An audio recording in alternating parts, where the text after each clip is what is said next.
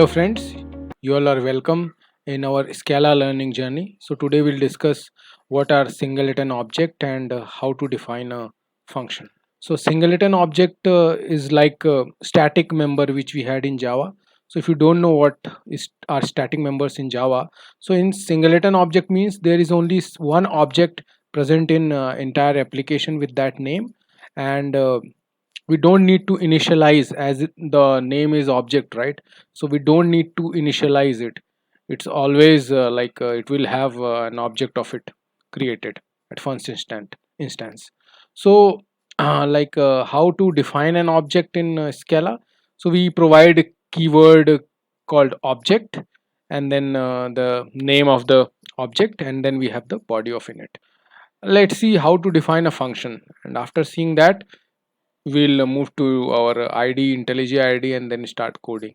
So in Scala we define a function by the keyword called def. So with the keyword def, the function definition starts, and then we provide the function name, and then we have the parameters list of which we will be providing to the function. So here it is x, and then colon, then it is the return type of this variable x. So what is the data type of this?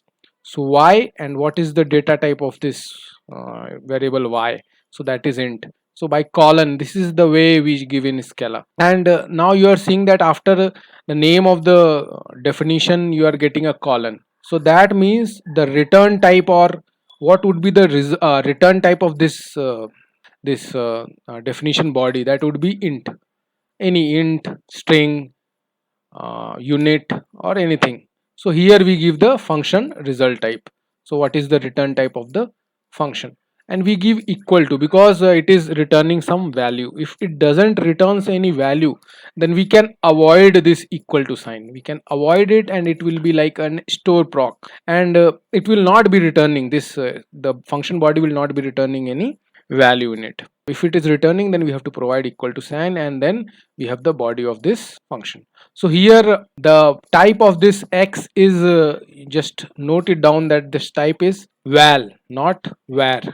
Var means mutable and val means immutable. So after the value which it has been provided by passing the argument, by calling the max function, with the arguments which we are passing to the x value variable over here and y over here, cannot be changed inside this body. That will give compile time error. So let's move to IntelliJ and do some coding. So let's create a singleton object in Scala. We'll go to our project folder, training. We'll click right click and then new, and then Scala class. Here over here we'll select object, and let's name our object as eval. So this is our singleton object. It has keyword object, and this is our body which will contain methods and variables. So let's create a method. So we have to provide def, keyword def, for creating a method, and then method name max, and it accepts two parameters, right? So parameter x and then parameter y, and both return type is int. And then let's specify the return type of this function, or let's uh, do not specify it as of now. We'll see uh, what is type inference. So you saw, right, I have not specified any return type for this function. It has inferred as it as unit because it is not returning anything, so it has taken it as unit. And now let's max, what max will do, it will check which is greater, right? So if statement, if x is greater than y, then it will print return x, otherwise it will return y. So in my tutorial you'll find the control structures, you'll find the how if works for you to understand over here. Similarly we write any it returns a boolean in this expression, in this if expression, and then if this statement is true, then it will return x, else y. So it is a single statement, that's why we have not included it into curly braces. So its scope is of one line, so that's why we have not included it into curly braces, otherwise we would have given it. So why we have given it in parenthesis, we can give like this only. Okay, otherwise if in else we are like there are more than one statement, then we can give it in curly braces, right? So let's remove this.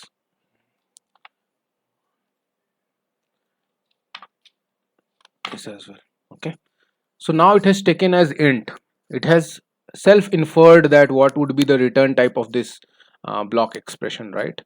So it has taken as int. Why? Because if expression is returning either x or y, and x or y are what type? Both are of int type. So that's why the return type of this function is int.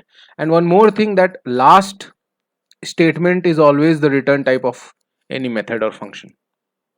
Last statement. So here last statement is if else expression, and if else expression either returns int. So suppose let's change this y uh, to not return anything, right? So it will go to any val, because x is a value, right?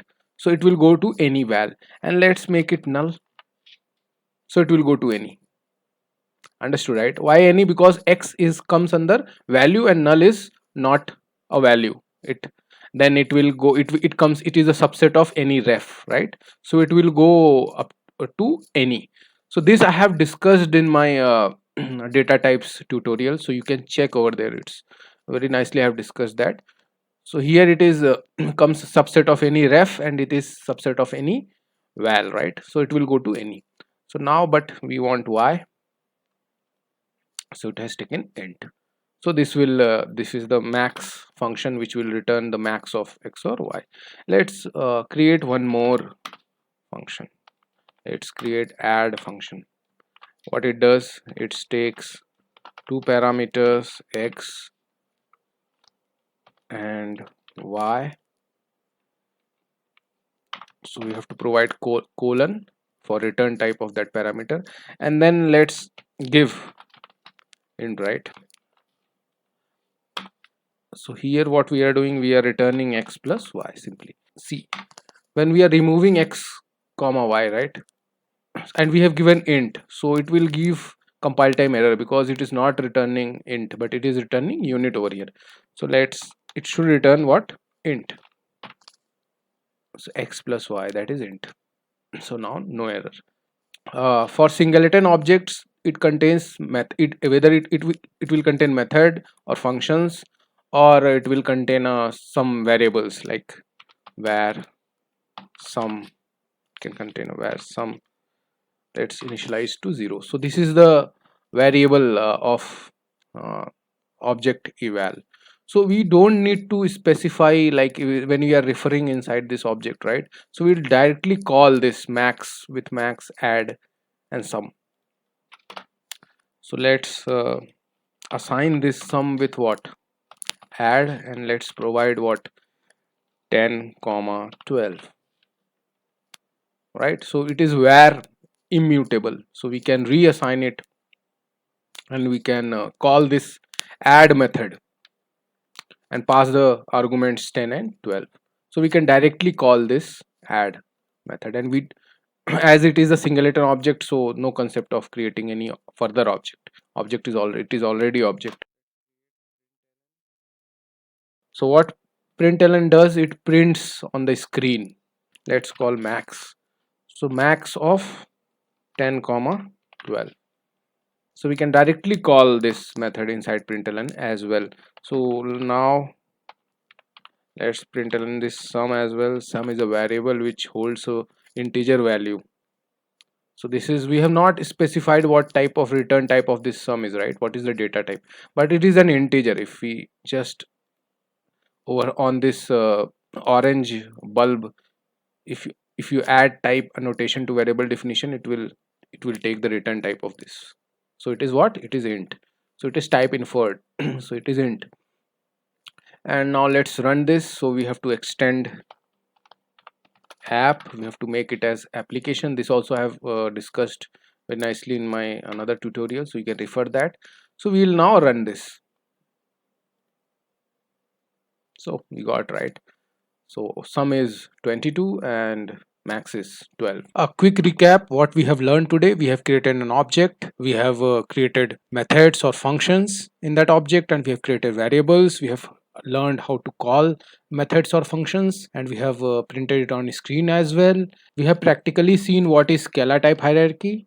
Scalar type hierarchy concept must be clear, so I have thoroughly discussed in my data type tutorial. Please refer that. I do recommend that you visit all my tutorials because they are very good conceptually wise, and I have referred very good books, standard books. Thank you.